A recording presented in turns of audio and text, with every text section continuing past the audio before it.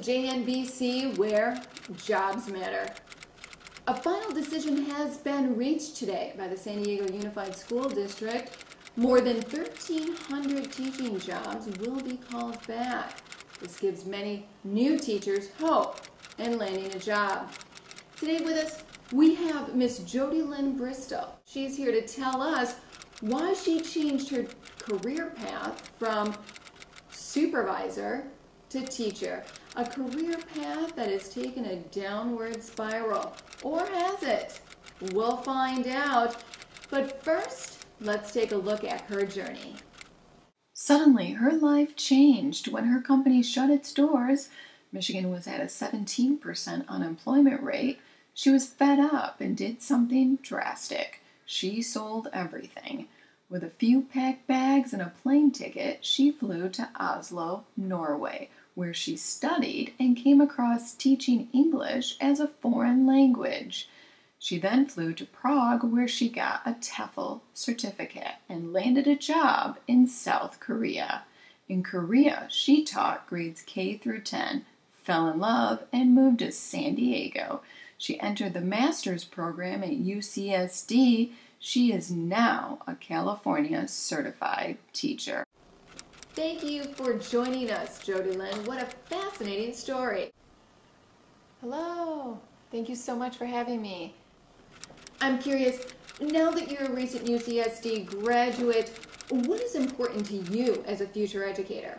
That's a really good question. As a future educator, what's important to me is to work really hard at bridging that gap between the minority disadvantaged, high potential students and the Anglo middle class gifted students.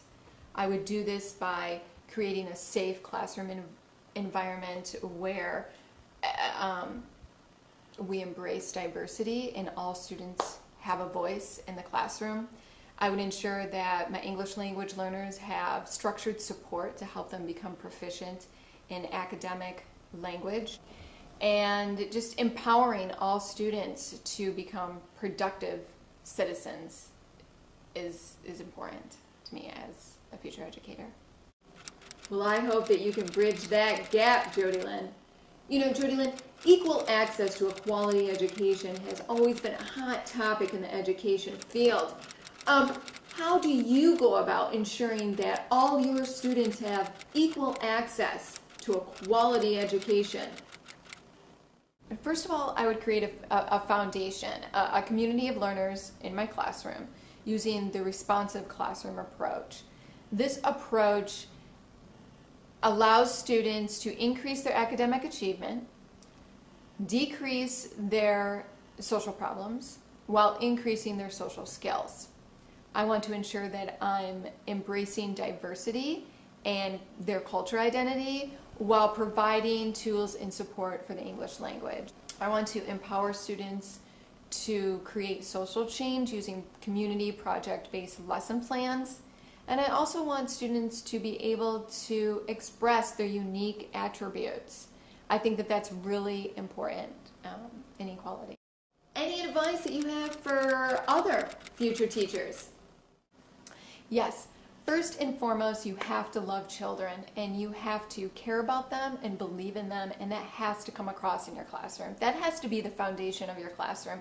Once you have that love and belief and they know that you care about them and that you believe in them, they're so much more motivated to learn. They want to impress you, and it's so rewarding to see them apply their knowledge outside of school. And when you see them applying their knowledge, you think, hey, I might be doing something right. And when they ask you, hey, will you be my teacher next year?